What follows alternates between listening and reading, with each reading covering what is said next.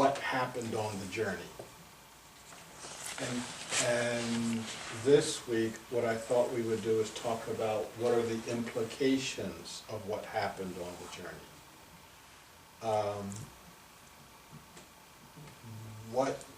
Okay, so you heard about, camels' livers and mountains and caves and stuff like that. What does that mean? A lot of times when we hear about people's journeys, interior or exterior, we get so hung up in the phenomenology of it, the who, what, where, why of it. We don't get to, what does this actually mean? Does it make a difference in the world?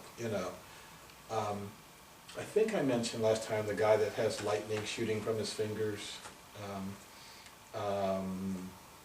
I guess I did. There's a guy who has a gathering somewhere on the East Coast, and his claim to fame is that he can hold his hands together and lightning shoots from his fingertips. That might get him a parking space, or if somebody's going to give him a parking ticket, he turns to the cop and goes, "Bzzz," do you want to mess with me? But in a real sense or in a practical sense, it doesn't make any difference. And so I think that the things that I experienced and having them correlating with a lot of other experiences actually means something. So what I did in order to prepare for today, first of all, I resisted doing a PowerPoint. It was hard, but I won.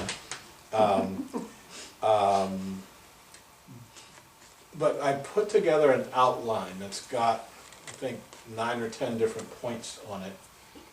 If we don't wind up not talking about it, if we stay on one point, I'm going to feel great. What I was thinking was that I would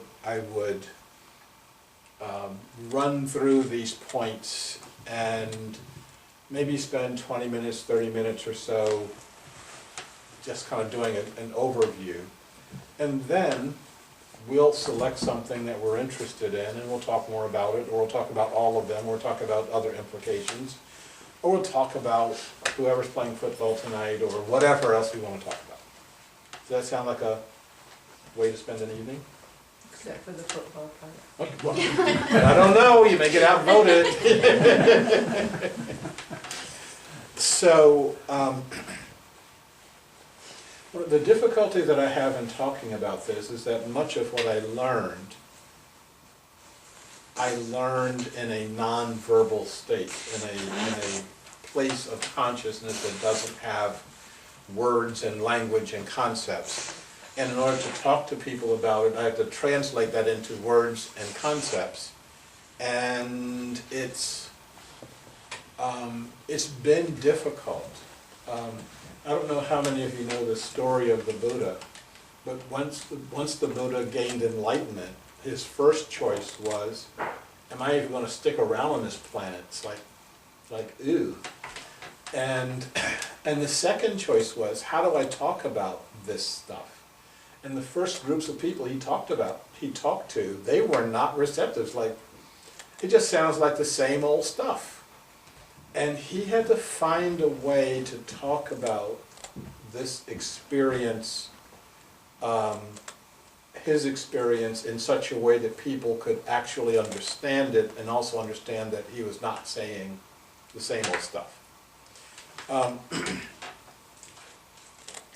I've been looking at it as a new lens. So for those of us who wear glasses, you can put your glasses on and you see things clearer. There's the same thing that you've always been looking at, but now you see it clearer. Or you can put somebody else's glasses on, and through their lenses you see the world in some weird, fuzzy, distorted, upside down kind of way. So we as a society, as a culture, as a civilization, have been wearing the glasses of breaker society for about somewhere around 8,000 to 10,000 years. And we see this upside downness as normal. It's what we were taught. And so when we actually put the right lenses on, it may look strange to us at first, but hopefully it will shake itself out in an interesting way. I've invented a new word, and it is a complement to a word that Arthur Kessler came up with 30, 40, or 50 years ago. He was talking about the concept of holons, and a holon is something that is complete in itself, but it goes to make up a bigger something, and it's also comprised of smaller somethings. So a bee is a holon, but a bee is part of a larger holon called a hive. Without bees, you don't have a hive. But it's also comprised of smaller holons called legs, wings, and things like that. And so Kessler was talking about this notion of holons as that we are holons. We make up a larger thing called a society, and we're made up of smaller components like heads, legs, livers, guts, etc. But we do that as individuals, and so this word that I am introducing is solon. That's us as an individual, a solo being, that we act like we're divorced from the larger systems and structures, and we also act like we're not made up of smaller systems and structures. And so, so our solon behavior, our solon consciousness, is the thing that Einstein talked about in terms of the delusion of consciousness, and the delusion being that I am an individual and I'm not intimately connected to all other beings. Not just all other human beings, but all other beings.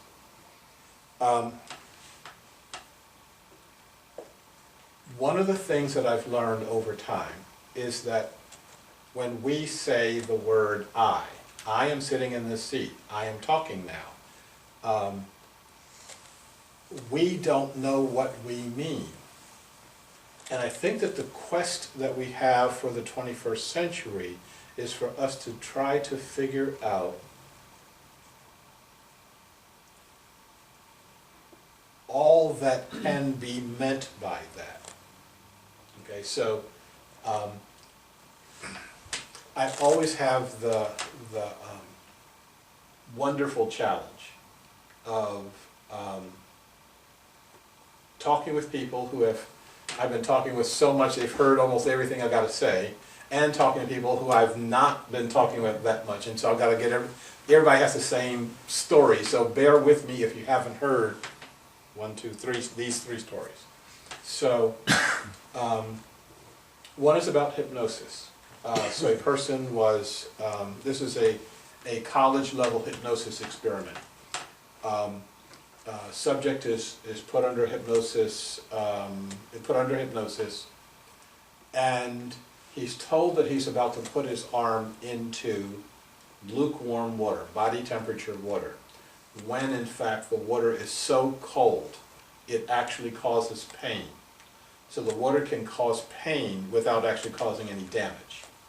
So he puts his arm into the water, and he's asked, what do you think the temperature of the water is? Well, it's about body temperature, lukewarm. Do you want to take your arm out of the water? No, it's comfortable. You know, it's wet but comfortable. His other arm is shielded from him. And they put a pencil and a piece of paper in front of that hand, of his right hand. And with his right hand, he starts writing, "Help, stop, it hurts, take my arm out of the water." And so he is they take the paper and they show it to him, and they say, can you read this out loud? He reads, help, stop, my arm hurts, take my arm out of the water. And then they ask, do you want to take your arm out of the water? No. Does your arm hurt? No, I'm fine. And then they said, who wrote that? And he says, I don't know. It looks like my handwriting, but there's no reason, I don't remember writing anything like that, and there's no reason for me to write anything like that. So at that moment, who is I? Let's say his name is Steve. Who's Steve?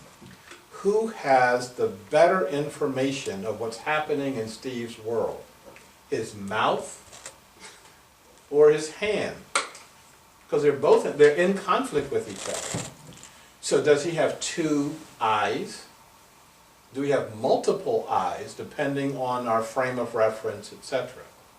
There's been a lot of studies that show that when we think of self, of I, we think this region right here is who you are. And all the other parts of you are just kind of along for the ride. And is this I? Is this if they had asked his left hand, would they have gotten a different story? Like, yeah, leave it in there. He needs some pain in his life. You know? Okay. And I'm saying this because this isn't just that guy under hypnosis. I think all of us have this question of who is the I, or what is the I. Another question is, which one is under hypnosis? Or maybe both of them. And I didn't do this last week, and this part of my problem was not repeating people's statements. So your statement was, which one is under hypnosis? And the question therefore is, are both of them under some level of hypnosis, or all of them under some level of hypnosis? Is it possible to lift our societal hypnosis? And we'll talk more about that in maybe 15-20 minutes or so. But yeah, it's the implications of just that is amazing. Second story is, been fixating on the Wright brothers for the past few weeks, and the whole, because I was flying so much, this whole notion of flying is just, you know, these objects weigh tons, hundreds of tons, and they get up in the air. So prior to 1908, there was a strong debate as to whether or not heavier than air flight was possible. And there were several schools of thought that said, number one, heavier than air flight is not possible to get off the ground. And even if you did, there was a theological argument that said that at that point we would be rivaling the angels, and that would cause that would cause the society to disintegrate. God would strike everyone dead if he did heavier than air flight. And so, are you moving away because of... No, God, I didn't want to be in his way. I have back problems. Okay, right. No, I'm about to be smited. Get far away. Yeah. So, we have been raised in a world where flying is not only possible, I would be willing to make a guess that everyone in the room has done it. Okay? Now, not all of us have been to the moon. Anybody who's been to the moon? Okay, no. But I have been in the room with Edgar Mitchell, and he could have raised his hand, you know. But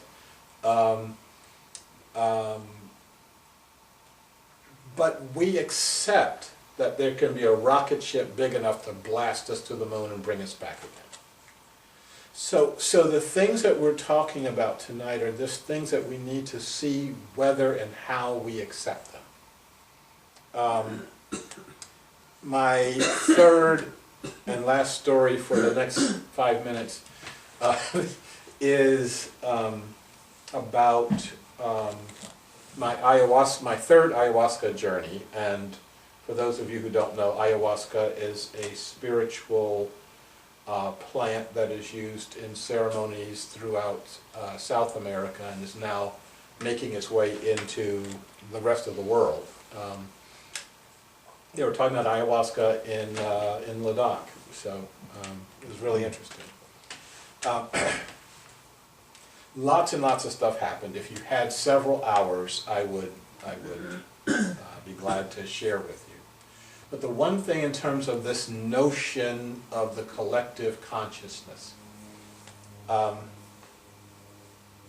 a given point in time, about 3/4 of the way through the experience, in our ceremony, it's just the room is completely dark, and the person who's conducting the ceremony, I call the healer, is singing and drumming the entire time. He's singing and drumming in the language, in Shipibo, which is the language of the South American people where the ayahuasca experience originated, okay? And at one point in time in the room, about 3/4 of the way through the process, he starts a song. And all of us start singing in Shipibo. All of the men were singing with the healer, and all of the women were singing an octave above, and they were singing harmonics. They were not singing the same notes that the men were singing. And both the rational Sharif and the trans-rational Sharif were there at the same time. And the rational Sharif was saying, there's no way in hell you can sing this song. And the trans-rational Sharif was saying, shut up, take a deep breath, and watch what comes out. Okay? So, the rational Sharif was saying, I wonder when choir practice was. And are we all in the same book, the same page of the book? You know. So afterwards, and we stay in the space overnight, and so that morning, we're sharing our experiences with each other. And there's one woman who was her first ayahuasca experience, and she was in trouble. She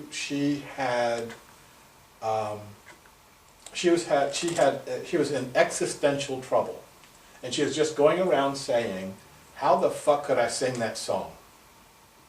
And she says, "I will not accept that I sung that song," and I sang it.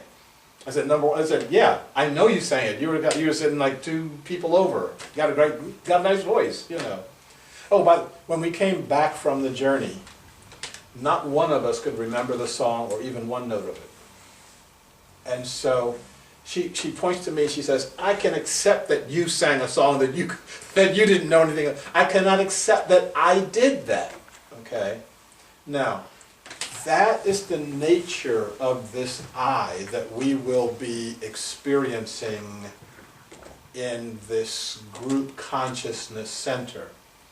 That it will be us doing something, but we will not have a rational grip on what it is that we are doing. Does that make any sense? Mm-hmm. That's too bad. I'm not doing it deep enough then. Okay, let's keep going. If it makes sense, then oh shoot, what just happened? Clicked on something. Yeah. I'm doing this simply because I still haven't found my printer in the storage bins yet. I found 2 printers and no printer cable, so I'm still working on it. And Lois had this great idea. She says, "Sharif, why don't you buy a printer cable?" And I'm like, duh. Duh, okay. Okay.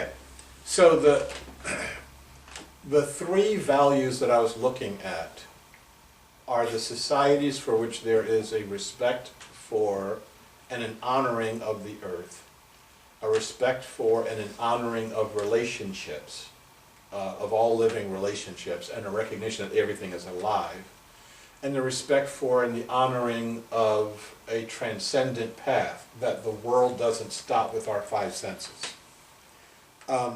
I started, and so one of the revelations from the cave was this notion of transcendent consciousness, that there's a consciousness that is larger than what I call my consciousness. Now, we just finished messing with this notion of I and mine and all like that, so there's just consciousness, and I'm tapped into it in my particular way, and you're tapped into it in your particular way, and it's a whole lot of people who are not tapped into it at all, okay? And so, so this transcendent consciousness lives outside of the laws of physics. Okay, so, huh? As we know. As I as an individual know the laws of physics, this stuff is on the outside. Okay, so back when people were first discovering and playing with magnetism, where there's this rock, they call them lodestones, that would turn without you touching them. People were saying, you know, there were spirits involved, and then it's like, no, you just didn't understand the physics. And so there's a whole world for which we don't understand the physics. And when we understand it, we're going to see that you can't get to that world as an individual. You have to, it has to be a blended consciousness, but I'm going to get to that in a minute. So, and once we get to that consciousness, all the things that we see as problems or challenges in this society can be handled. Until we get there, they can't be handled. We can see we will be able to see solutions, and we'll be able to see opportunities in a way that we don't see them now. This is what I'm calling radical inclusivity. So my thing from way back has been inclusivity, but it's been at a practical level. And I'm not poo-pooing the practical level. That's what's keeping the tofu on the table right now. I have a contract to do inclusivity work for Multnomah County Health Department, and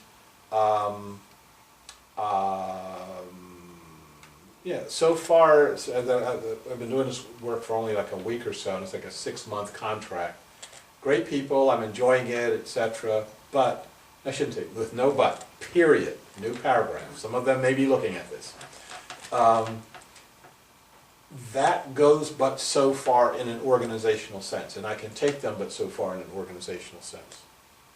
After that comes scientific inclusivity, and you've heard me talk about Rupert Sheldrake, morphogenetic fields, Larry Dossey's work around the power of prayer and healing, and other folks like that. Then there's spiritual inclusivity, which is what all of the religions talk about, and some of them actually get around to trying to practice. And then you have a level of radical inclusivity that I've been calling emergence, and all the work around emergence. And for those of you who don't know the term, I've got a 20-minute video on YouTube. So if you Google, use YouTube to search for me and the word emergence, you'll find it.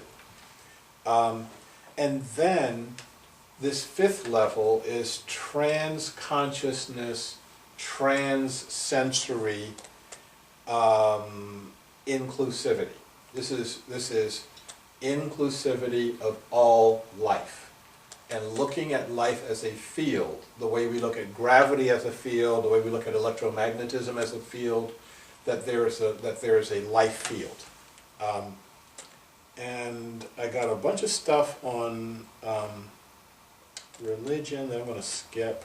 Oh, I'll tell you what the subject is religions, and I think I mentioned this yesterday, last week. Religions have have techniques that lead to transcendence. They use the technique in order to get their group to a level of transcendence, but only for the benefit of their group. It's not to get to a universal level of transcendence, because they are the only group going to heaven and everybody else is going to hell. And so what happens when we take the techniques of religion that actually lead us to, what should they lead us to? The techniques that will get us to transcendence, and we use them not to gain power for our group, but to use that to make the connection with all beings. And I have a whole list of 16 different things I've identified as common to religions that help to induce this trans-sensory universal consciousness. Stuff like incense, repetitive sounds, the use of silence, the use of light, like candles and stained glass and stuff like that. There's all of that is just part of a technology, and we should be investigating that technology as a way of which techniques are stronger or more effective than others at getting us to this state. Once we're in this state, what will develop is something I'm calling ordinary shamanism, where being a shaman is as natural as us thinking about being a car driver or a person who reads at night because light is available. And I've been in societies where when the sun goes down, it's dark and there's no functional light available. You see that this is not a normal state. This is actually pretty cool. Like wow, we can see each other, and we don't run into our cars. Don't run into each other. We can use light. So yeah, we can be shamans. There's more we can say about that, but I'm not. And I think we talked last week about the 5 latent powers.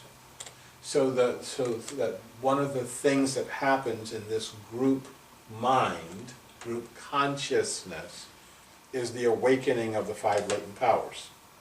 What will happen is the awakening or the acknowledgement of the life field. Okay.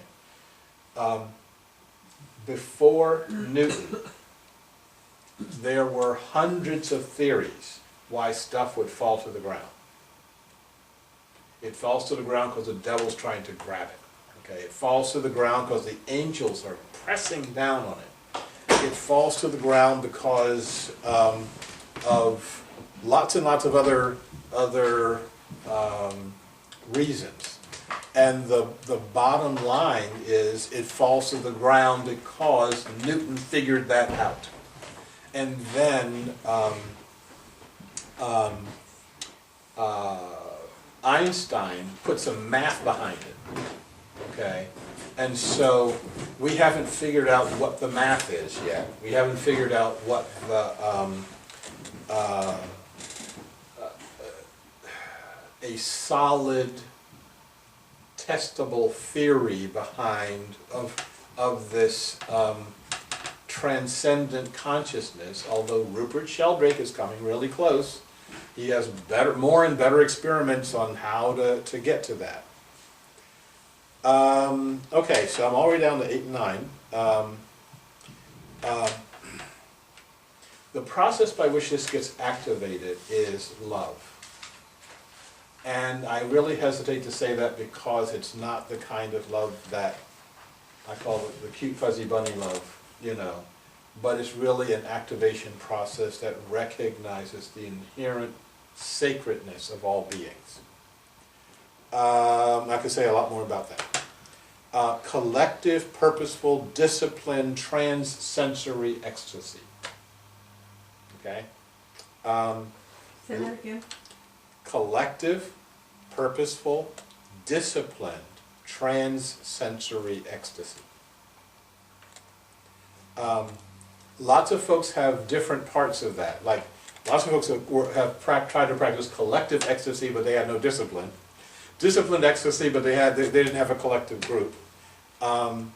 Trans-sensory could turn into the negation of sensory, and so a lot of the ascetics and a lot of the people who are body negating or self-negating, they're trying to reach an ecstatic state, but trying to leave their body behind and sensory input behind. Okay. Last point.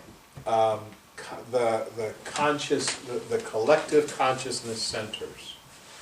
I got clear instructions that I'm to seed this notion of bringing people together for the primary purpose of the development and the unleashing of a collective consciousness.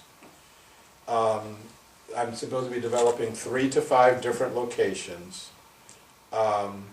We can think of these as ordinary ecstasy centers, where we would be practicing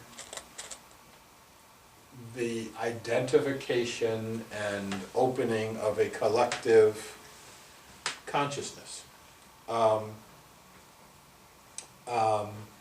Development of a consciousness that's not based on individuals. Right now, so with this particular healer and with ayahuasca, I've done 3 journeys, and the 25 people in the room, I don't know them. They were in the room as individuals. And then the experience of the medicine kicks in, and then we have this experience of a massive group, okay? And then, okay, you're done. All of you get into your individual cars and go home, okay? And I don't see them again until there's another gathering. What would happen if we're doing this on purpose, and the purpose being honoring the spirit that can open a door into transcendence? Things could get interesting. Okay, I'm done. Goodbye.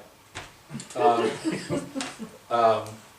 I mention, I'm sure lots of people have lots of experiences like that, but I think that's what our ecstatic dance was about. And, I'm sorry, and I didn't read the whole list, but when I put down dance and movement, I thought about you. So yes, But yes. people don't, it's week after week after week, and there's things all through the week. And so you're saying that, okay. That we don't get in our cars and leave. Okay, so you were saying that the experience of the ecstatic dance, that you've been building a field week after, that's been growing week after week. It's not, the field has grown all over Portland now. There's probably 10 or 12 sites now. Okay, and it's growing all over the world. yeah, and those things, see, the really cool thing about all this isn't going to be inventing the wheel, okay? It's not that all of this stuff is absolutely brand new. People have been doing elements and parts of it. When you start bringing those parts together, things are going to start looking really, really interesting. So there are people who won't do dance, but they will do ayahuasca. There are people who won't do dance and won't do ayahuasca, but they will do something else. Meditation. Yeah, meditation, chanting,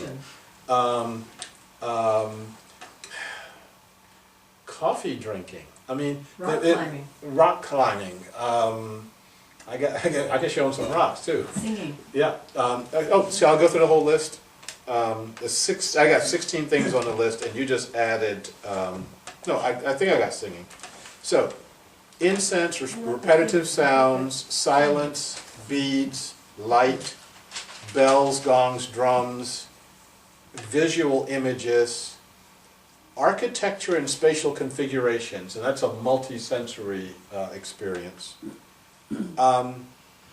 Singing, ritual objects, ritual materials, water, psychoactive substances, food, dancing, ritual, postures, and moving. And I'm sure that we can sit here and add another. Yoga, maybe. Within Well, I would put that in moving. the movement Mhm. area. Mhm. Yeah. Yeah, movement, Tai Chi, the whole. Yeah. Just coming together as a circle. Yeah. People, Yeah. big people. Yeah. Did you have drumming on there? Yep. And meditation. No. Meditation. I put silence down. Meditation is a technique that gets you to silence. To me. So. How about orgies?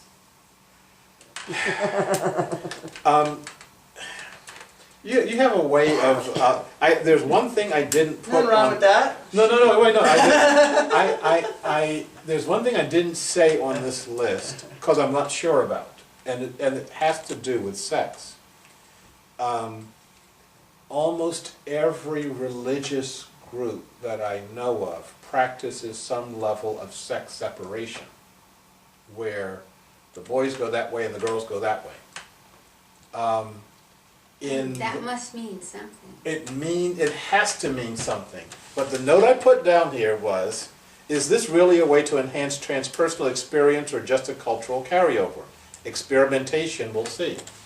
So on one night, you put the boys over here and the girls over there, and the next night you put the boys and the girls together, and see what happens and what gets triggered and what comes out of it, etc. So yeah. Yeah, unless you've been doing that and you got an answer for us, Well- I'll turn the camera around. Doing the orgy thing, I haven't been doing it, but it's all over Portland. The question is, No, are I mean, people, they don't call them orgies, that's the old word. right, the question is whether people are doing this as a way of satisfying sensory Some whatever, are. or whether people are doing this as a mechanism to reach a transsensory or divine, and I would really need to Explore that yourself. Yes. But you don't have tantra on there, or breath work, or, Um, no, I don't think I got breath down here. breath is. Yeah. Because everybody, I mean, I do put repetitive sounds and words like chanting, etc., but that really is different from breath. Yeah. And I can. Stanislav Grof's work, Huh? I'm sorry, Grof's work from Esalen. Oh, right, Grof. Mhm. What'd you call it? What did you Is say? Stanislav Grof, Christina and Stanislav, who do holotropic? holotropic breath work. Oh, okay. So, Rebirthing, I mean, there's so many derivatives. yes, but I spent a lot of time looking at what the folks were doing, 10,000 years or so ago. And even what the folks like, for example, the Catholic Church, where the dogmas may be completely out there, but they definitely have the incense, the chant, the sound of the chant, the movements, the time of days. I mean, it's really there's a body of stuff there. Okay, and when we go in and with each one of these things, liberate the stuff. I think I mentioned this one time where. In England, there were the young people that were going into the churches at in the afternoon. What's the afternoon prayer called? Matins. Is that matins? That sounds like morning. Matins, yeah. Vespers is, Huh? Vespers is late. Yeah, Vespers is late. There's something right in the afternoon. So this is Tea. Siesta. Yeah, right, right. So the light is still streaming in from the stained glass windows, and they're burning the incense, and they're chanting. And so these young people were coming in, and instead of sitting in the pews, they would lay down in the pew. And they were looking, the stained glass, the light from the stained glass is washing over them, and the incense is washing over them, and this Latin is washing over them. And they were using this as a way of getting closer to the sacred. And when the priests found out they were doing it, they kicked them out. Like, you're not doing it right. You got to sit up. You have to have a book. Yeah, you have to be mouthing the words along. You know, you're doing it wrong. And they wonder why the church is dying. The other thing, when you were talking about the separation of the sexes, men in one place and the women in the other, if that's like coming from religion and from Catholicism, that was out of fear of the feminine. The men had to maintain strength, so they had to separate the women away so that the men could be in charge. Of that masculine energy that became dominant in the Catholic Church, there was something about women and dogs do not cross the altar, you know, so women were No, so here is not the feminine. here's the question. Okay, it's something that you find in every single faith. I haven't come across one where there's anything other than this separation. A sex separation at times, okay? Sometimes it's 100%, sometimes it's only during certain services or ceremonies. So rather than just say, well, this is out of a archaic notion of male superiority, let's see if there's something there, okay? Because if it's that universal, okay, I'm wondering if there's something there. And I guess the separation, there's separation which says, I'm in control of everything and you go in another room. And then there's a separation that says, I'm in this room doing something and you're in that room doing something, and then you bring these two forces together and see what happens. So I'm not ready to toss baby and bathwater out at the same time. I think we'd have to play with it. I agree with what you said, but I'm just saying that the basis of where it came from, I think, has to do with the male dominance. The masculine, I'm not talking about man, I'm just saying the masculine energy became dominant, but to be dominant they had to relegate the feminine energy. And so it may very well be what you're saying, you know, of the equality of both doing something and coming together, but that's not where it started. That's not how it became. May I chip in? One of the most important works, in my opinion, of the 20th century is Thomas Kuhn's book, The Structure of Scientific Revolution. And in a word, what it did is it showed the subjectivity of scientific inquiry, right? And what, in real shorthand, the same set of facts look very different depending on the underlying paradigm. And you're expressing a particular paradigm. A lot of people our age were taught it. In college, people of different ages were taught something else. Okay, because I didn't go to school with the people my age. So by the time I went to college, feminist theorists were saying something completely different than that. And before, so I just want to say that we can all bring our personal paradigms to a conversation, but it's only in being able to see them all as possible ways of organizing all the facts we have that, you know, we're trying to do something here that is in a way creating something brand new, but out of elements that have all been mixed together in different ways over the past few millennia. And so that's all I want to say is keep an open mind no matter what your paradigm is. Right. And Terry, you had your hand up at 1 second. Yeah, I think that there is this process that human beings do of, just smelling different and separating around that, looking different, separating around that. That's something that animals do. And humans are animals, and Really? Hey, I gotta write that one down. Just one down, right. And women who are going to be nourishing or have children are going to have a lot of certain activities and focuses. And men or masculine people who do certain other things have to have different focuses. Just for those two tasks. And I'm not saying every man needs to go be a hunter or warrior, or every woman needs to go be a mother. It's those energies need certain kind of practices to go with them to refine. That's, I think, is a really important thing to notice, is there's a practice going on. It has a skill sets, groups of skill sets. I'm going to recognize my own hand here. Thank you for pointing at me. And I remember I was in I was doing a series of sweat lodges with some of my Native American friends and some of their guests some years ago. And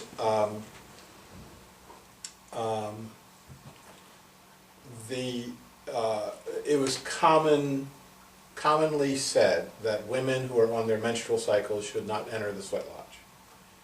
And a person that I know just thought that was, you can't keep me out of here. So she was on her cycle and she came into the sweat lodge and skewed all the energy.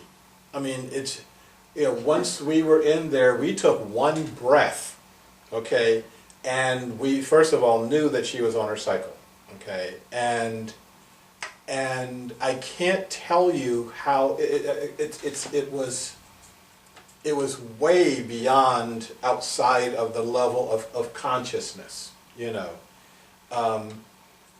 and it wasn't that it made the energy bad, it just made it really different. It made it, I wound up trying to spend hours not thinking about her, okay? There's like 15 people in the sweat lodge, and all I was thinking, and there were other women in the sweat lodge, I was just, it's like, okay, Sharif, stop it, And so there was a reason for that, and it wasn't, now, there are lots of religions that have then just taken that little bit and then said, oh yeah, that means God, you're dirty or you're bad or you're evil or whatever. But the reality is that no, it was just that your energy is such that if you've got a mixed group, you're going to skew it. Now, or maybe the energy is that for the woman to have that time of sacredness, absolutely. in that time is the best for them. Yep. And we can look at it as though it's bad to be separated, but there's a lot of fun in being separated and all by yourself sometimes, and having nothing to do, and you just are taken care of, Yep. and you're honored for what you're doing and respected. And in Native American cultures, in some of the Native American cultures, they have bleeding lodges where the women would get together and they take that energy, which we found so overwhelming, and multiply it. They sit in their own energy. And so we are going to change subjects, okay? Because we got a lot of other possible, and we could be on this one all night long, okay? So. I don't know why it keeps doing that.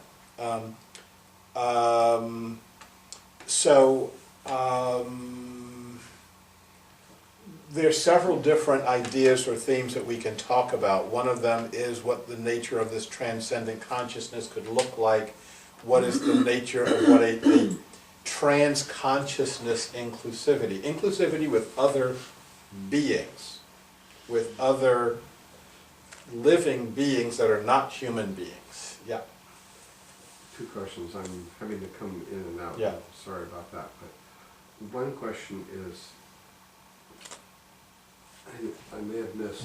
I heard a little bit about your story about the woman with the ayahuasca ceremony, Mm-hmm. saying, no, I can't accept the fact that I did this. Mhm. And when you talk about a collective consciousness center, doesn't, and there was something else you said about the, you know, describing it a bit, and does this make sense to people, and people are saying yes. And your comment was, you know, maybe I haven't given it Right.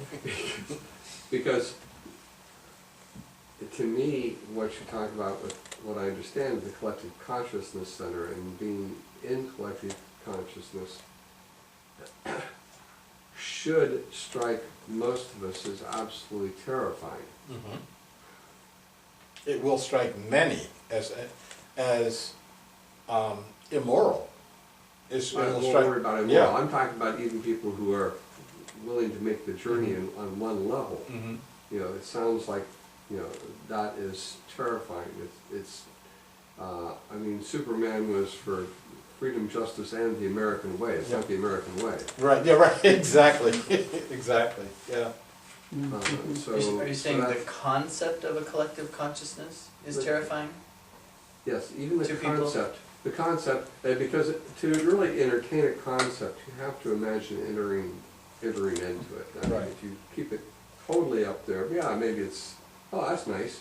Mhm. But when you bring it down to a more of an experiential level, that's what I What's would the call terrifying part? terrifying. Mm. Now, terrifying about it is the loss of this self that we are so invested in. Yeah. We are so invested in our concept of self. And that's, and our self is very resilient. We'll defend ourselves.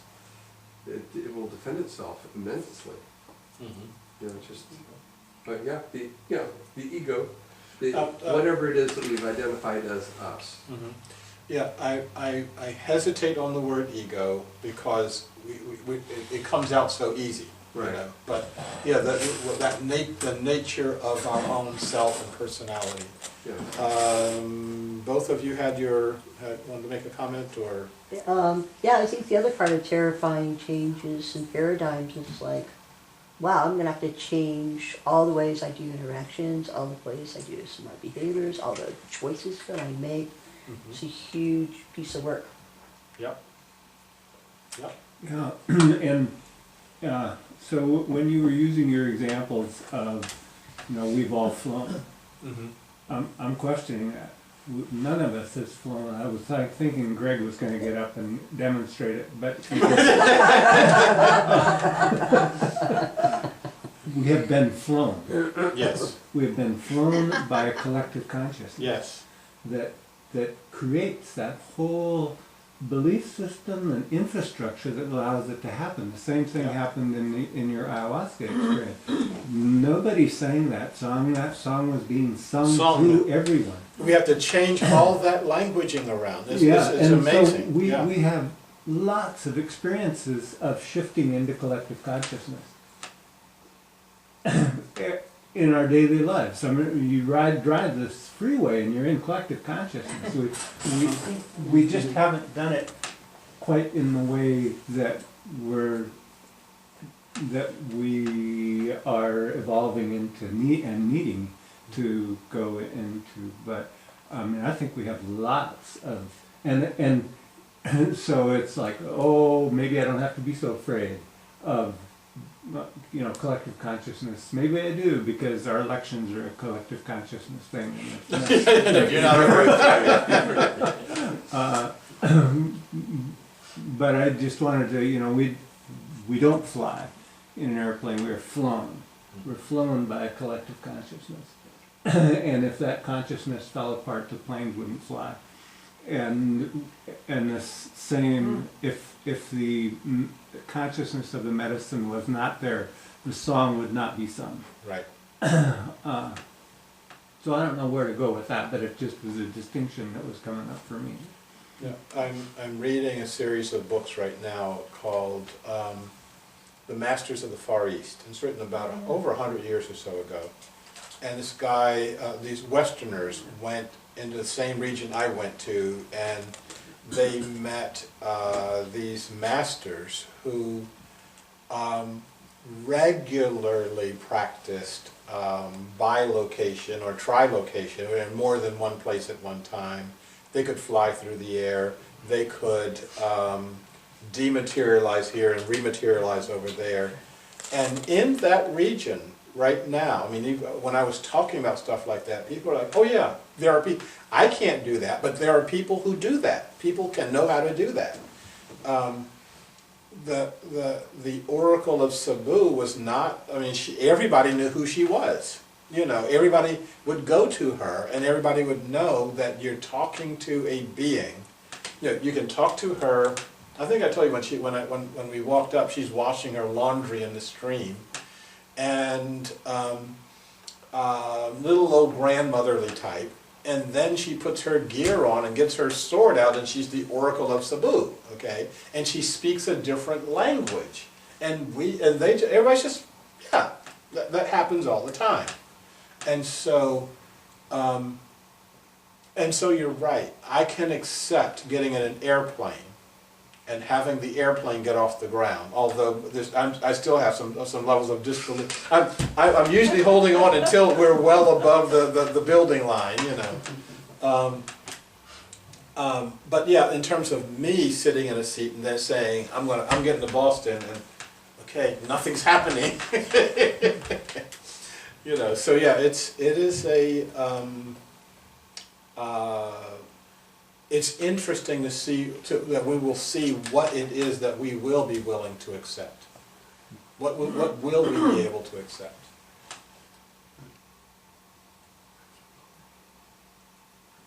When you talked about collective consciousness centers, ecstasy centers, I immediately thought of the successful experiments of meditators in cities reducing the crime rate.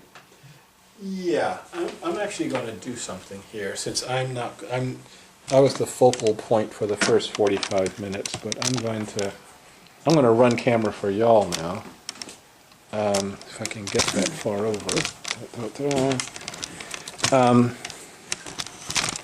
Yeah,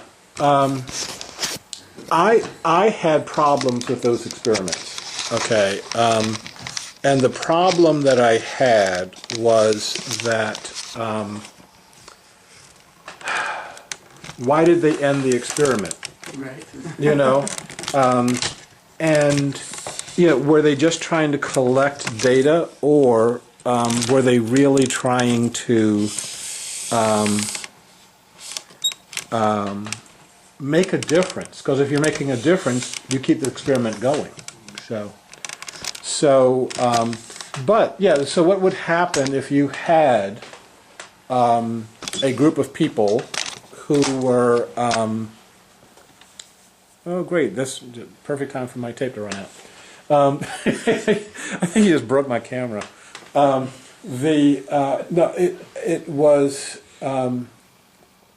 it would be great to have that as a permanent experiment. And not have the people, and I think it was like Detroit or DC or something like that, not have them as just the lab rats. Start teaching them this methodology that you've got that's lowering their crime rate. You know.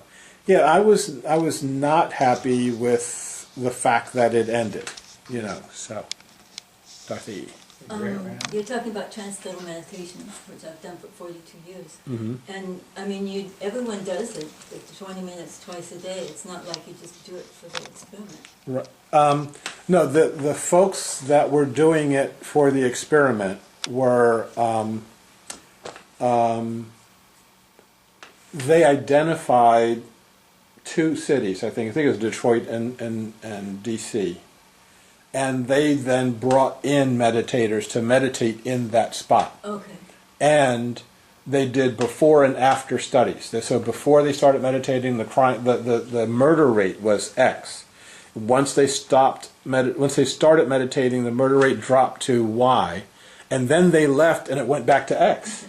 You know, so why? You know, it's like, why leave? Why don't you set up a center where that just yes. right. Yes. And they went into prisons. Yeah, And the similar results, yeah. yeah, yeah, and you know, why not stay in the prison? Haha. Well, they did Yeah. do it in Salem, they still have. Well, they're actually. You don't need to be physically present. So we could select a city. We could say we're going to lower the crime rate in Jakarta. Okay, and you're saying that's not going to work, or No, it's not gonna work. I mean, What- it might what- help a tiny bit, but it's nothing compared to. I think I again we'll play with this. Okay, because I think the field that I'm talking about is non-local. And if it's non-local, we can change the crime rate on Mars. I think we have to, because those Martians are getting out of hand, you know. But yeah, I think that it's a non-local phenomena, and if it's non-local, it's non-local. Well, there are experiments still going on. I know GCI, the Global Care Group from HeartMath, they still do, is it monthly or twice a month, you know, 4 times a day intention. And they focus in different parts of the world. I mean, they're doing focus on the Philippines right now, but the typhoon. And I was just listening in the other day, there's research in Japan for the Fukushima. They are taking crystals and people infusing with love and putting it into the holding tanks, and it's reducing the radiation. I don't know how that works, but I'd like to know more about it. But Yeah. that's some of the process of intention. People are actually Where'd you hear doing that? stuff, huh? Where'd you hear that, about the crystals?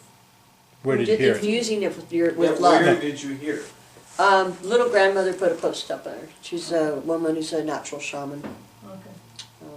And if I didn't do this last time, so so I'll do it for last time and this time. If you send me the link, I'll send the link out to everybody. So, and that's now on tape. Okay, that means it'll happen now, right? Okay, yeah, right. So if I fall through, it's now part of the. I'll have to edit that part out.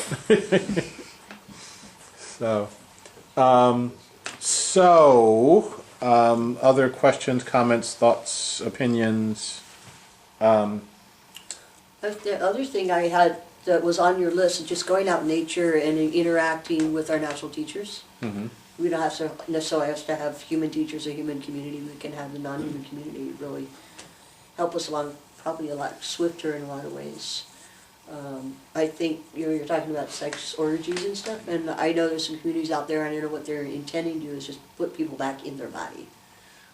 I mean, that's some of the people I know who are doing that kind of work, just trying to put people in their body. Can you feel anything? Do you what you feel? There's a lot of our attachment. What feels pleasurable is natural and instinctual, but we're taught to ignore a lot of that stuff in a Puritan American culture. So there's a lot of just kind of pushback going on that. Right, and I think that the pushback sometimes pushes back too hard, because it then can get like weird and squirrely, as opposed to really honoring the divine in oneself and honoring the divine in an intimate partner. Mm-hmm.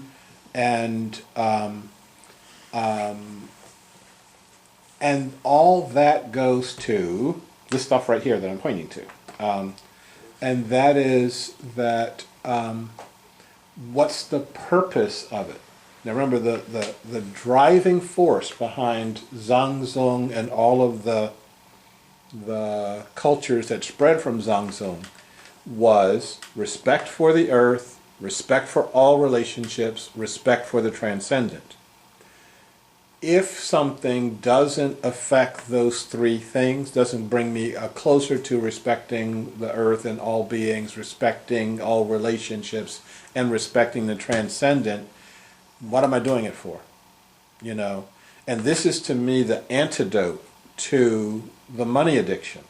It's like, you don't need money to respect the earth. You don't need money to respect other relationships and develop other relationships, and you don't need money to develop a relationship to the transcendent. There are people, and someone asked me with the stuff that we are about to do here, whether people could rip off the idea, and the answer is yep.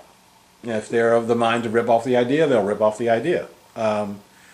there are people now who have these centers in South America where you go to have these ayahuasca experiences, and it's big money. I mean, thousands and thousands of dollars, not including your plane ticket.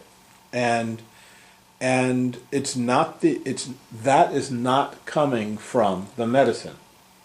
I talked to the medicine. It's definitely not coming from the medicine. And it's coming from people who need to, that something isn't of value until you've spent money on it, you know. And so, yeah, so it's a very different kind of experience. Unless somebody has a burning question, thought, or something like that, I want to introduce one more topic here. And I wanted to just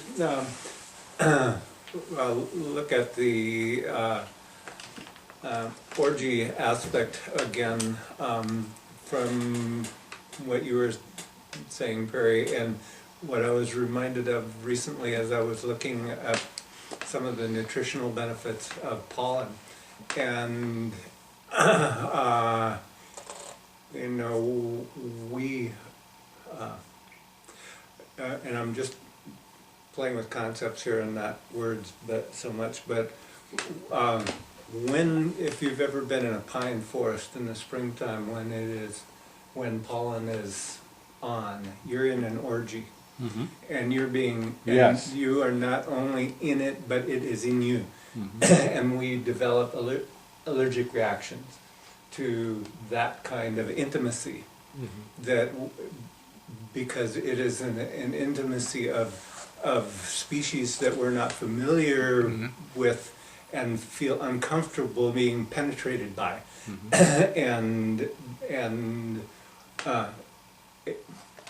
But it is in the presence of, you go and tap on a pine branch and come back, you know, a different race. It's just so much of it, and we have that whole thing going around. We go through grass that's blooming. We have that all over the place. We're in, at certain times in the year, we're in orgies. They just aren't necessarily our own species orgy. Mm-hmm. And we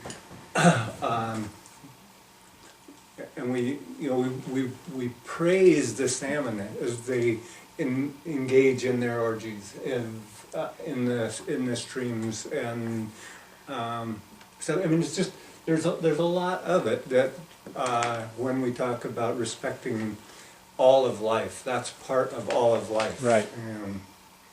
that I'm finding really fascinating as I look at, oh, what would it be like to go out and follow the bees and not eat the pollen they gather, but gather my own pollen? And what kind of nutritional benefits would that give me?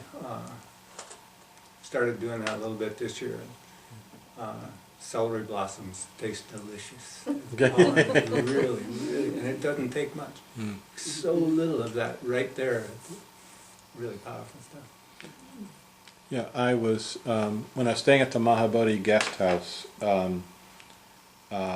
it's a square, and there's an open courtyard, and there are bunches of apricot trees and apple trees. And when I was there, it was just like an orgy of fruit. It was just like, it was raining on you. You know, it was like raining apricots.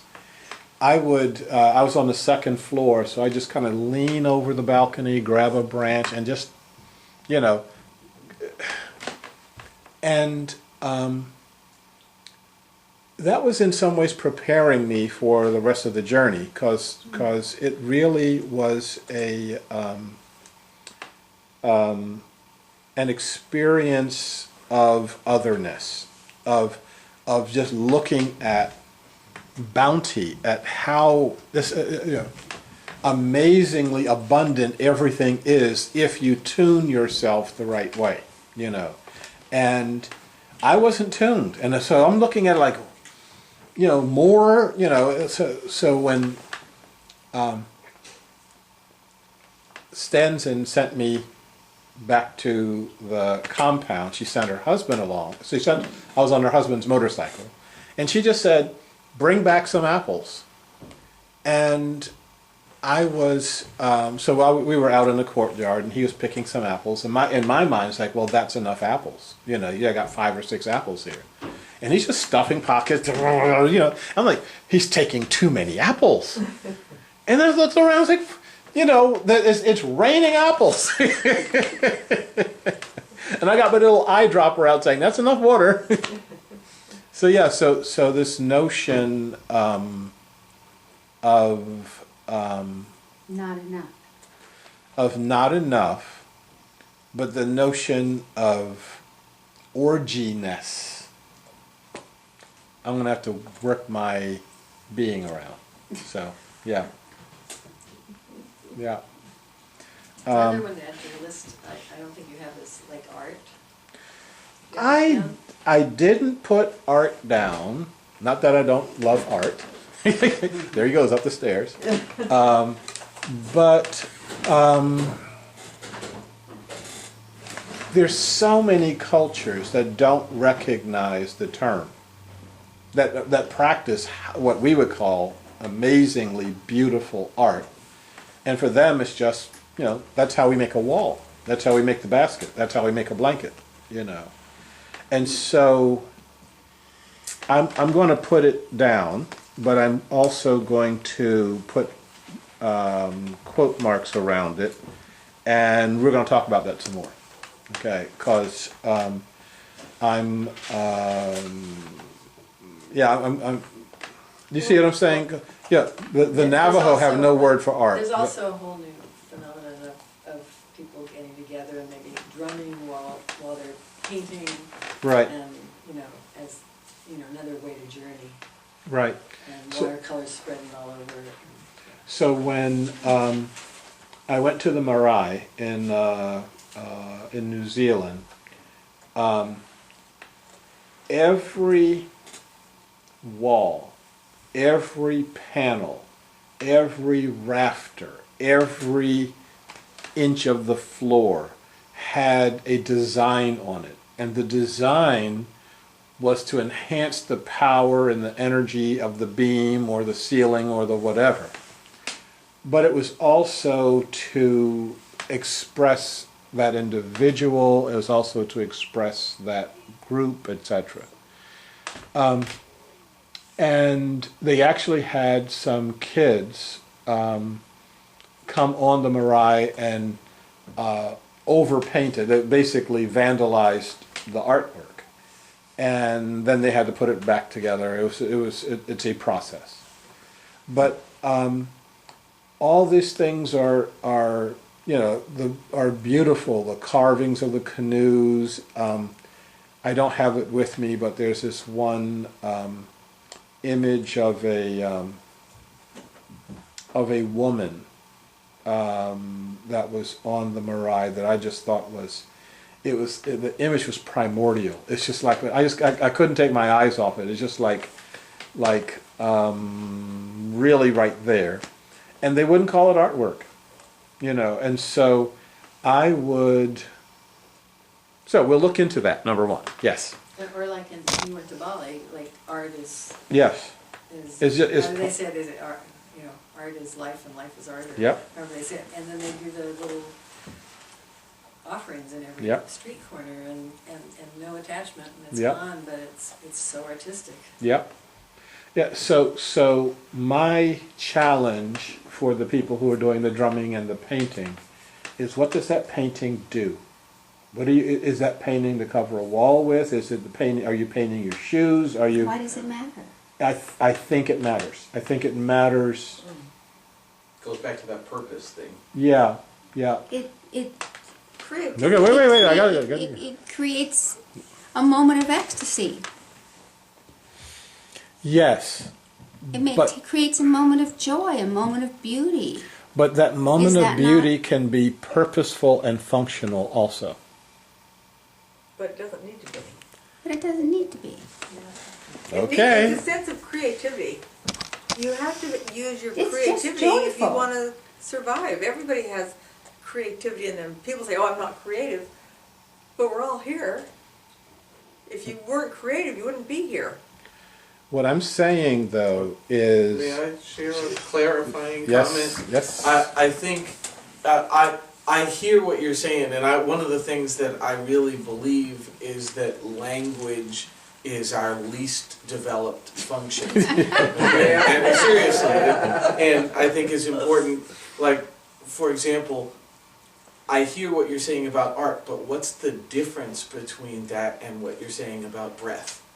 Right? So in other words, it's important that art have a proper purpose, right? But it doesn't mean that if you're going to put breath on the list that there's some reason not to put art. And specifically because in our culture we ghettoize art, right? We walk down the street in stark surroundings that weren't meant to be artistic, and we pay lots of money to go into museums. Yes. And Right, we right. keep all the Yes. art safe from our society. Right, yes. Yeah, Mhm. yeah. Yeah. Okay. And it's special and only certain people can do it Right. in the right way. Yes. Okay, but I'm going to try this one more time. Then I'm going to give up for the night, and we'll talk about something else.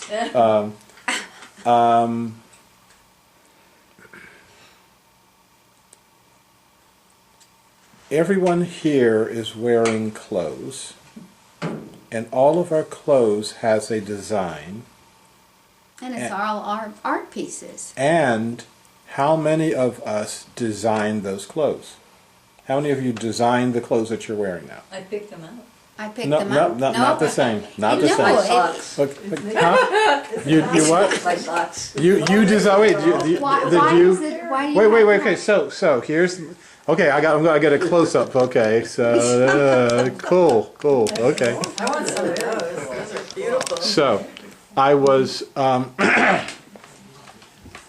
I think I told you some years ago I was hanging out with a lot of my Native American friends a lot, and I got a flute, this beautiful cedar flute. The flute is beautiful to look at, and the tone is absolutely beautiful. So I brought it to one of the gatherings, and I showed it to one of the guys there. He's like, "Wow!" And he says, "Did you make this flute?" And I said, "No, I bought it from some store in Portland." And he hands it back and he walks away. And I showed it to another one of my friends, and he says, "Wow, that's a cool flute. Did you make this flute?" I said, "No, I bought it." And he hands it to me and walks away. Now the third time I said, "Is there something wrong with the flute?" He said, "Anybody can buy a flute." About 3 months later, I wanted to get to protect the flute, so I'd gone to the leather shop down here on in Old Town and bought some leather scraps and punched holes in them and sewed up the holes, and I went there with the flute in the bag, and one of the guys says, "Where'd you get that bag from?" I said, "I made it." "You made the bag? Sharif made this bag." And so, I mean, all of them are gathering around, they're passing this bag around, and how did you make the stitching? How did you punch the holes? Where'd you get the beads from, the hangs? And I realized that, okay, so that was the second part of the story. The third part was, there's a flat part on the bag. And I was going to put some design here, and he said, one of the guys said, "Well, I've got some beads I can give you." I said, "Oh, no thanks, I'll just go to the store and get them." Oh yeah, I'm not the sharpest tool in the shed all the time. Okay, so it wasn't art until I brought my intention to this object.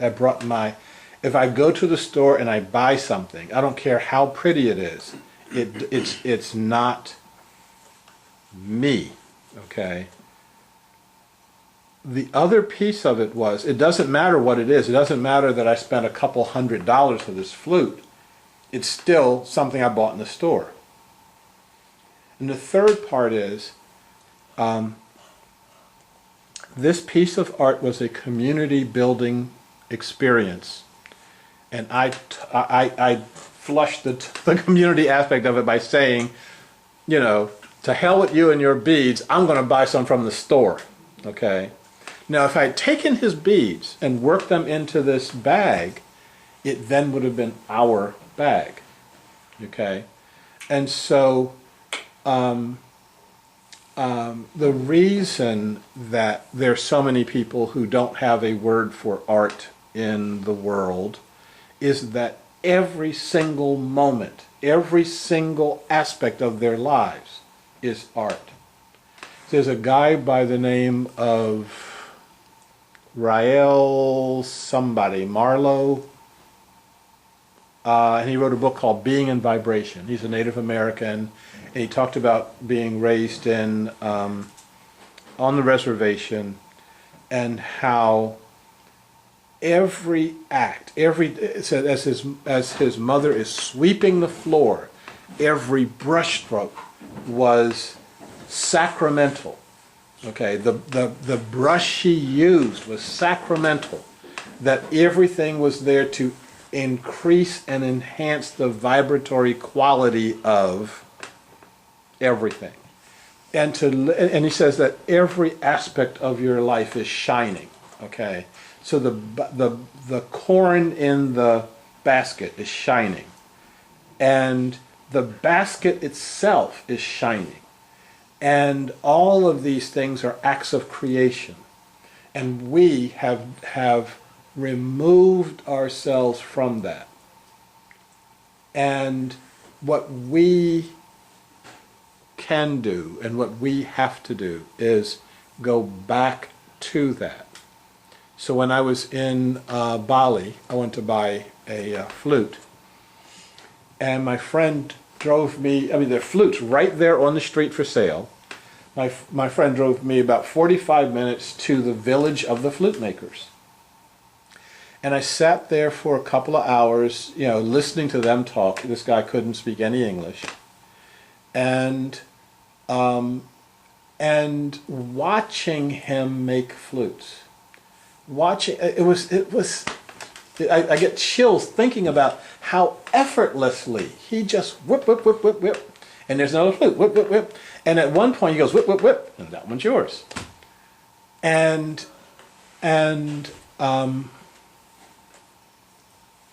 almost everything, as I'm going through my house, almost every art piece in there was, I met the person who made it. I made eye contact with them. I made heart contact with them.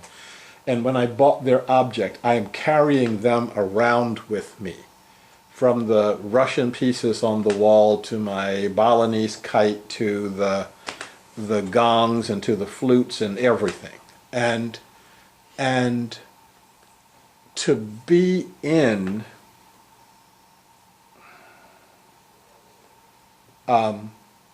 functional art, to be in art in such a way that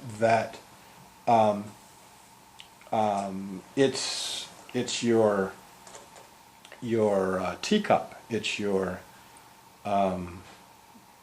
dish, it's the fan you fan yourself with. I mean, all these things can be your art. Now, what I see people doing in this society is buying these cute little knickknacks, and there are a ton of cute little knickknack shops where you kind of go around and say, oh, yeah, somebody made that, but they don't know you.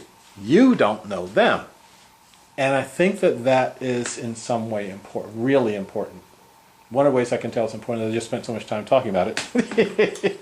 But yeah, I really think that it's important for us to have that this is a relationship, and to that the relationship goes all the way to and through and binds you to another person. Can I give an example that we just saw? Mm-hmm. We were just in Ecuador about a month ago, and in one of the small villages, Odavalo, there was, we were there for 4 nights, and every day we went and watched the progress of this mural Mm-hmm. that was being done with spray cans. Mm-hmm. And it was gorgeous. This guy was a fabulous artist with spray cans. But every time we'd go and watch him Mhm. as he sprayed these 3 beautiful indigenous figures across from the main plaza, there were, so many villagers watching this event happen. They were so engaged with the whole process.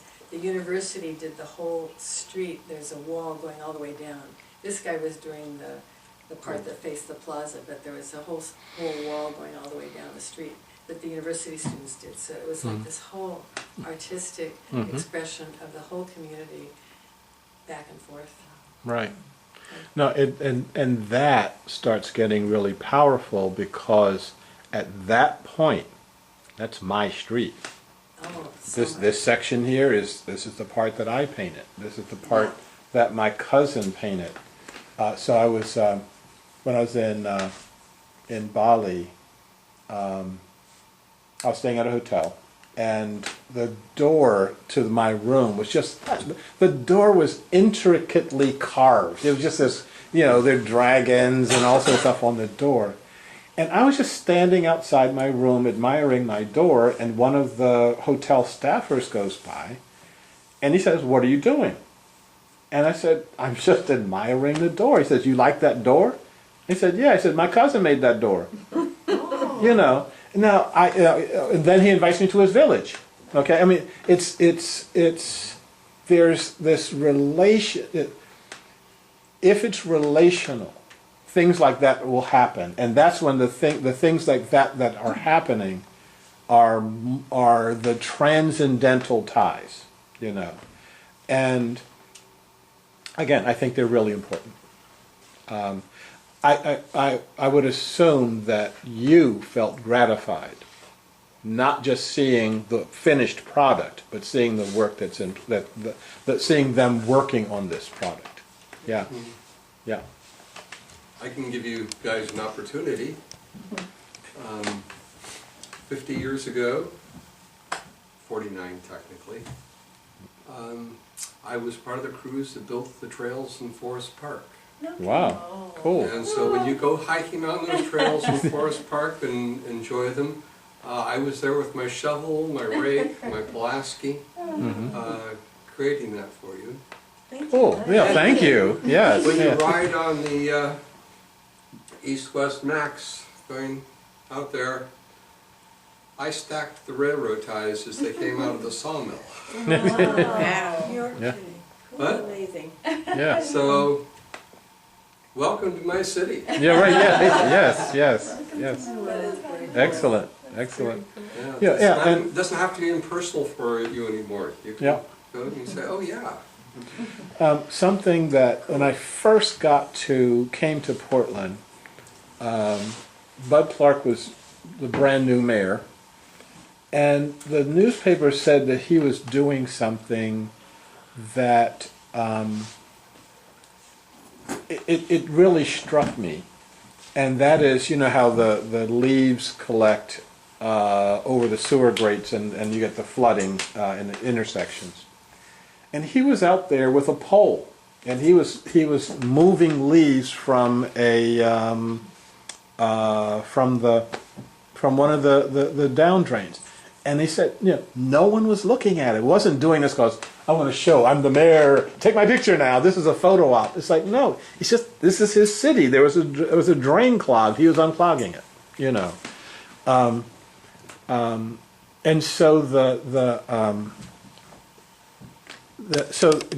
having a sense of that level of beauty and that level of art, and understanding all of it as beautiful and all of it as art. We love the beautiful roses, etc., but we also have to get into the relationship with the weeds. Okay? And, you know, we will support this being over here, but not that one over there, you know. Dolphins are cool, rats are bad. Okay? Once we begin to start seeing all as one, then we're going to start seeing, well, you don't want a rat in your supply of corn for the winter, you know. I am sure that Tsering Dolma does everything in her power to keep the rats out of the barley, okay? But at the same time, you have to also recognize that that rat is sharing this consciousness. And you can talk to the rat and you can say, you belong here, you don't belong there, you know. As opposed to, you're bad and you're evil and I'm separate from you. And therefore I'll kill you, or therefore I'll trap you, or therefore I'll do such and such. It's like, no, let's think of other ways that we can do stuff. I'll just get a cat. Right. Well, I mean that, and that may be one way of doing things. You know, what was the man that swallowed the fly? I mean, you can kind of keep going on and on and on. So yeah. The woman, Okay. she swallowed a smile. That's right. That's right. Yeah. There's no lady. Yes. Okay. We're gonna get this right. Okay. She But she swallowed swallowed that a Perhaps you'll die. Okay. Stop. You'll be doing this all night long. Okay. We're getting down to our last 20 minutes here, and I want to move us closer to these consciousness centers and ask you a question. If you had to put a consciousness center together, what would it look like? What would you do? How would you do it?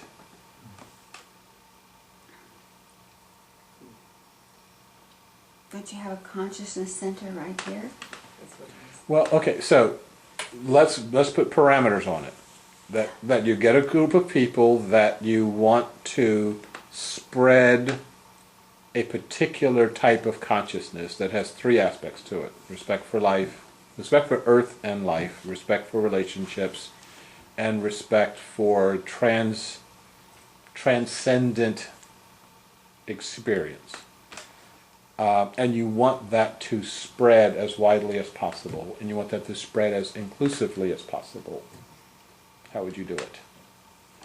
I think I would start by asking a bunch of questions about energy, right? For example, over the years I've heard of places that are high energy places on the planet, and I would ask myself, is it important to tie into that kind of energy? Okay. Recently, at my church there was a talk, money is nothing but energy. So I would want to know about that kind of energy and how it can be used versus the energy of place and how it can be used. And I would want to think of the energy of children and how can that be used. Would my consciousness center need to be a family place? Would it need to have a robust ecosystem? Is energy like that important?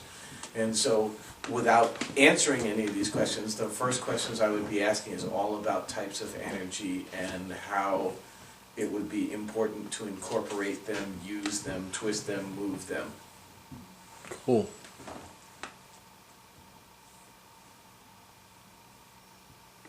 Anyone else? Let the camera start zooming around to you. I really like what Tom Atlee did. When he wrote his book, The Tao of Democracy. And his intention with his group was to go to the Peace March. But out of that, he recognized collective consciousness and collective intelligence. And some part of me recognizes there's a power in the sky that this culture stays away from. Mm-hmm. In the sky? The sky. Okay. You know, this heavy amounts of shielding and insulation from our houses to our insulating of what we think, our projects, our skills, everything's separated out so much. And I feel like a big part of that would somehow have wind and sky available and present and livable for everybody there experiencing it together. And seeing what comes in, as you were talking about the rats and weeds, and I was like, my relationship with everything is, everything shows up for a reason, for our good, for our medicine. And even if we maybe don't like what's going on, we have to ask ourselves, why is this here? Right. And how do we open It's amazing things how up? good people can be with that in certain contexts, okay, but not in the context where there's a fly in the house. Okay, what's the fly? What is the energy that the fly is bringing in, as opposed to get the raid, get my fly swatter, I'm going to kill this thing. Okay, yeah, it's really we can understand the principle, but we start applying it selectively. You know, the hummingbird that's outside. There's literally a hummingbird outside my window, and what is the hummingbird's message? Well, yeah, what's the rat's message? You know, what am I going to learn from each of these beings as I'm not picking on rats either, you know, I mean, I know people that have ants in their house and they freak out and they start spraying and they start doing other stuff. I had 5 major ant trails going through my house in Sri Lanka, and my deal with them was, as long as you are moving through, I'm not going to bother you. Don't stop. Okay, and they didn't. You know, they're going. I think they put the house right on a major ant mound. Okay, so they're just kind of going from one part of their living room to the other. You know, so and so yeah, can you make an accommodation with beings, and can you get the wisdom of these beings? I spent hours looking at the ant trails. You know, they taught me a lot. If you allow them to teach you, as opposed to saying, you're not in my house, and you start spraying or swatting or whatever. And I think about what happened was a huge power of Occupy, and the huge power that was outside was camping, and it was 24/7.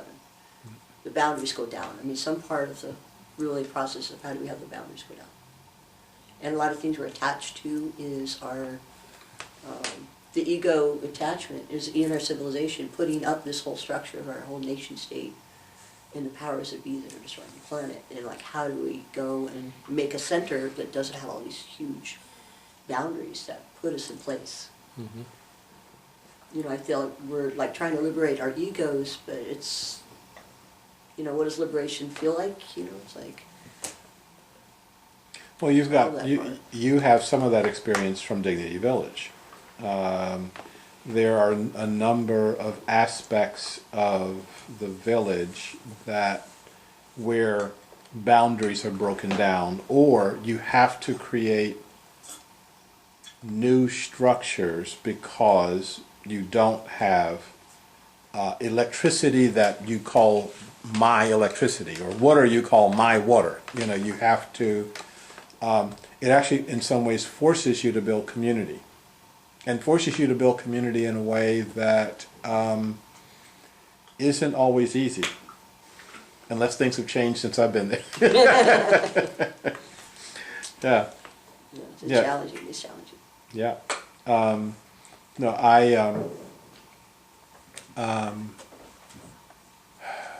well, there's a lot we could say about that, and we don't have a whole lot of time. Last thoughts, last comments, last ideas. Are you planning any future gatherings or? Well, you weren't here when I said it looks like the deal with New Thought Center for Spiritual Living is going to work out, and Commonwealth will have at least a home for the next year in the vacant house that's that they haven't done anything with for 3 years. So actually, I should be checking my email. I may have a message that says I've been approved or not, or sorry. You know, we really like this house being vacant. You know, you know. There's so much potential in a vacant house. And so the place has a living room that's about this size. So I'm hoping that the next time we get together, which will be in mid-December, well, early-ish, so we're not in the holiday craziness, that we'll do it there. And I want to do a couple more meetings, either late November. I think November's pretty much over, Yeah. but in early December, and one of them being a Shadow and Light group to reconvene the graduates of Shadow and Light and find out what we want to do next, and then reconvene talking about what the consciousness center is and does and how it functions and things like that. I really would like this to be our first exercise in something that's both participatory and is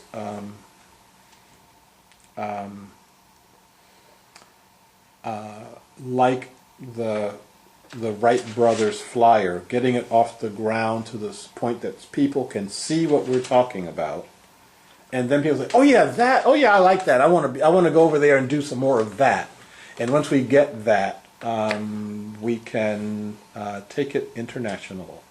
And this is so interesting because my camera is just at 3 more minutes left on the space on the disc. So yeah. I have not been in that house, but I've heard several times that house needs a lot of work. And I'm starting to buzz about maybe that would be an opportunity to build community by building, and maybe we could consult with Matt Briggs and do it off the grid, or you know, there's just a lot of potential ways of becoming one through a process. Yes. Yeah. Now, the challenge that I was given in the cave was that I have to be the catalyst for 3 to 5 consciousness centers at the same time, to not focus on just one. And I understand, because with that building, with a very, very supportive owner next door, we could do some really interesting things there. But it's really going to be, it's in Lake Oswego. It has a population of people that are already there, you know, like at the church, etc. And so the 3 to 5 locations to me means I have to start looking at other places around the world, or other places around Portland. Maybe all 5 of them are right in Portland, you know. So yeah. I met a guy on Sunday, just because the word environmental team came up, and he has a farm out in Gales Creek, and he wants to make blocks out of the clay in the earth, and he wants to take his place off the grid. So Gales Creek might be another. Okay, well maybe all 5 places are right in Portland, right? It is just so both energizing and relaxing for me to recognize I am not in charge of this. You know, it's really going to happen. Like it'll happen at the church. It'll happen at Gales Creek. It'll happen maybe in downtown Portland. It's maybe it's Sri Lanka. Maybe it's Ladakh where the other ones are. I don't know. I don't have to know right now. I'm feeling really. Anybody who knows me from before, how big a statement that is. I have to know and answer everything. What about New Zealand? Huh? Was it New Zealand? New Zealand. I would love to have an excuse to go back to Bali. Yeah. Bali's in trouble right now. Okay, it just died.